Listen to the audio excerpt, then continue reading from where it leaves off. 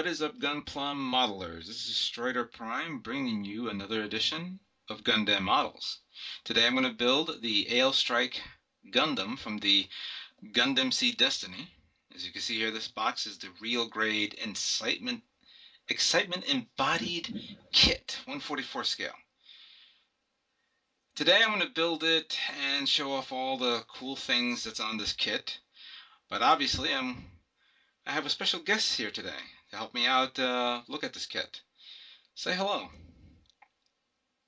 Prime. Hi. Waiting for you to. Who's the What? special guest? You! Oh, I know. I have my helmet on. Oh, okay. Yes, your special helmet. But I'm glad that you came by and helped me out with this. I know you got your AL Strike kit, and you probably already done building it. I am. Yeah, what do you think of it so far? It is, to many ways, I'd say right now it's the best real grade we've got so far. I know. I mean, look at the features that we're seeing here off the box here. Look at the inner frame, how it's a little bit more like the perfect grade and the high grade kits. Actually, more the perfect grade kit of the Strike. I think I saw Yeah. images of it. The amazing poses that this kit does, and I have to Well, say, after building, oh, sorry, go ahead. after building the perfect grade strike just about 2 weeks ago, I have to say it is a lot like the actual perfect grade in terms of the articulation and the design of it. I know. And when I got this kit, obviously, I also purchased this Launcher Strike Gundam because I wanted to use the launcher cannon that came with this kit. Didn't you get something as well? Yes, I got the sword no grade for the strike. Oh, right. Now I know I've heard a lot of people on the internet says that there's some sort of a connection problem from the backpack to the kit, but we'll figure that out soon enough. And obviously, I'm going to be detailing this cannon as well, maybe even painting it, to suit the cannon what it looks like on the kit. Yeah, same here. I'll have to do that with the sword. I don't want to toot my own horn, but I've been working more on painting, and it's going to have to be done if it wants to look anything like the real grade in comparison. True, true. But I have to say, for a fourth kit from the Real Grade series, you pretty much see that Bandai is really pushing forward to this new design concept. But Well, actually, this is the third one. I'm considering a fourth because we're going to see the production version of the Zaku 2 coming out in a month or so. Yeah, I suppose you're right, yeah. Yeah, It's only really just a... I'm expecting a Strike Rouge repaint of this one, actually. I have a feeling. I agree. I agree. Look, obviously here in the box, I'm glad that they at least didn't want to screw up the bottom box of the kit, but you see all the pictures of previous kits from that line. And looking at the parts, you could see the amazing details of these parts, including the decals. Look at this. Yeah, I think this might be the most amount of decals they've had for the real grade so far. It seems that way. It definitely took a long time to put them on, and it's mostly because of the ale pack. There's a lot of decals just for it. I know, especially a lot of metallic decals. And here we're covering pretty much the white and red parts. Which, by the way, this kit has both off white and white, and off red and dark red, with black and charcoal colors. A couple of clear parts you see there, and there's the ever famous inner frames of the kit itself. This is really nice. I kind of like how this is designed. Is it me or did Yeah, they? I've always found it. Oh, I'm sorry. Go ahead. Sorry? No, go ahead. Go ahead. Oh, I was just gonna say, I always found it. I find it weird how they sometimes the parts when you actually take them off the trees for the inner frame and you pull it out, you'll find some things don't actually go anywhere. They're just there for some reason. It's just funny. I know. Oh, a lot of thought was put into making these frames.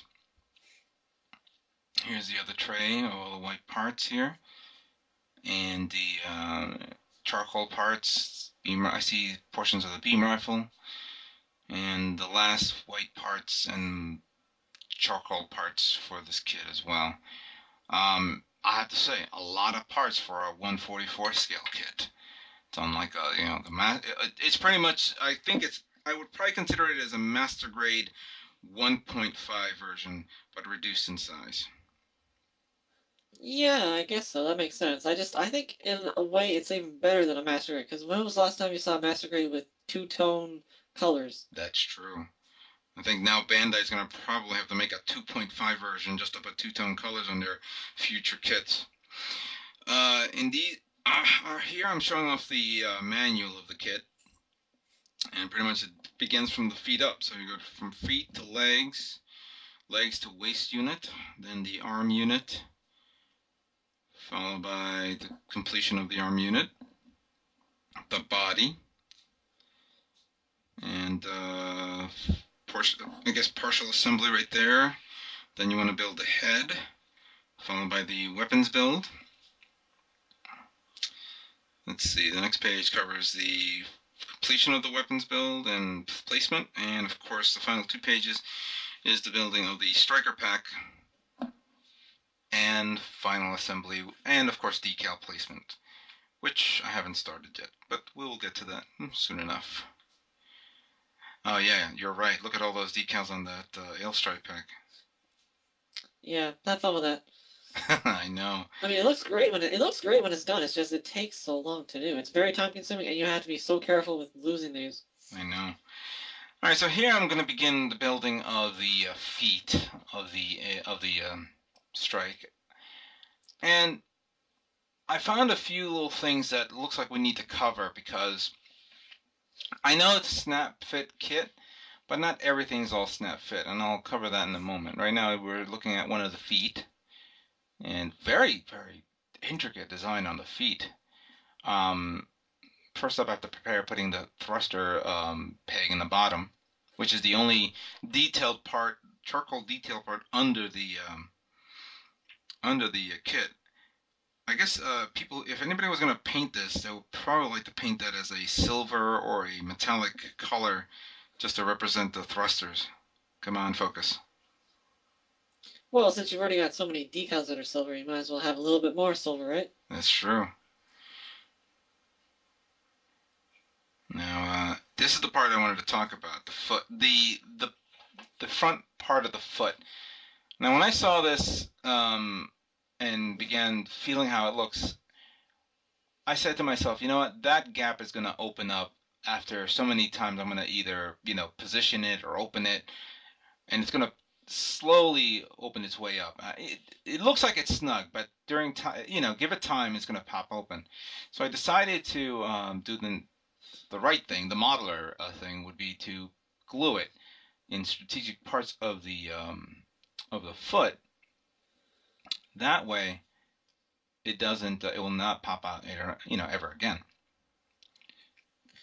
Well, I personally, right now, I'm wiggling the toes of the strike, and it does separate a little bit at the back part, Yeah, that but it stays together. But after considerable movement, I can see it eventually opening up. But it doesn't seem to be too bad.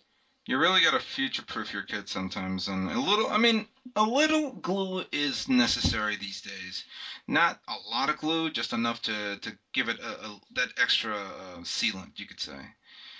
Um, you had any problems with this foot during the build, or was it straightforward for you? Uh, I personally didn't have any problems at all with the foot. There wasn't really many problems with the entire build. It was pretty smooth. Overall, it was probably the most solid, anyways, in terms of construction. Yeah, I have to agree. Here's one thing that got kind of confused me. That's why I was asking you this question because when I was looking at the foot and noticing that the rear red part that I just put in, it's not even to the foot that I just assembled before, and then I realized it's kind of like a heel, like a high heeled boot instead of a flat. That's how it's supposed to be bent like that, on purpose. So that's why I was looking at that right now. It's basically, I think it's cheating. Like they're trying to make it look like the actual joint of the ankle, Hmm. but just to show off the back of it. Hmm. So it's kind of like it's there, but it's not really there. Right. It just gives you more articulation in the foot without that actual joint being there. Right. As you can see, I just put glue on the in the heel as well because I kind of figured that was going to pop out in the future as well. This part, of course, which is the actual my God, I can't believe my hand takes up the entire screen. Um, the part where actually you put that front shin guard, or excuse me, like ankle guard, you could say, or ankle shield. I kind of figured that could be popping out as well, but after seeing that this part is going to slide right into it, didn't have to worry about putting glue on that either. So I kind of left it the way it is. Well, And actually, that is probably the most loose, the easiest part to come off. It did, my strike did fall off the table onto the rug, and that was those parts actually, both of them popped out. exactly. So that might need to be glued. All right, so in this part is me building the leg, the remaining part of the entire leg itself. Now look at that leg. It's amazing. And like you were saying before, there's certain things that are just popping out that you're probably saying to yourself, why? But Bandai has a purpose for everything. They're not gonna mess this up. Let me see what I do here. Oh, I'm just okay. So at this point, as you see, I'm just showing off what I have to do with the bend that portion of the kit to a specific point so it actually knows where it's going to go in the heat in the waist unit.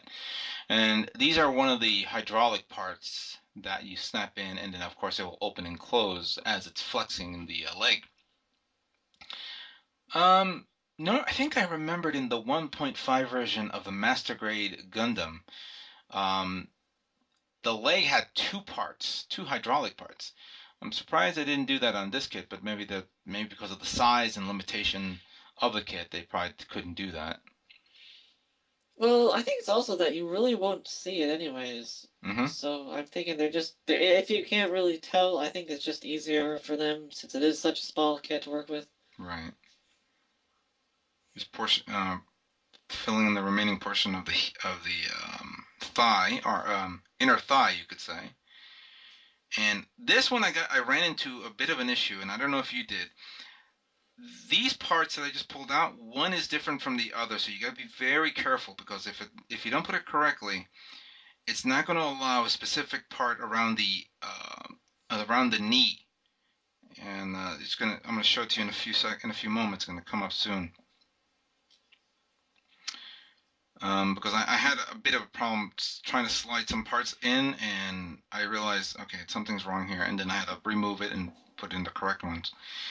Here is me, silly me, putting in this part in the reverse. Yeah, come on, put it right.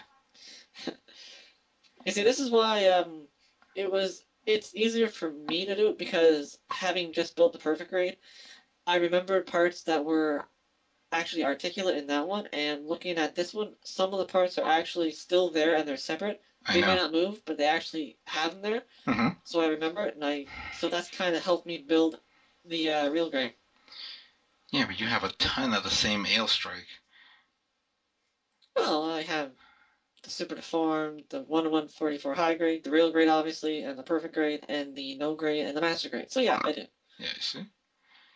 Again, silly me, I'm doing this in reverse. There we go. I did that too, actually. At this point, I don't know if you noticed, but look at the intricate detail of the actual armor itself. The panel lining is amazing. This is another thing I love about the real grades is they actually make it so that the seam lines, where I've had a lot of people who complain about seam lines, they tried to hide it so well Hmm. by having it separated from the armor. The Right. armor panels are actually the parts that have to move, so it doesn't matter. All right, well, that's it for now. Stay tuned for part two of this build of the Ale Strike Gundam.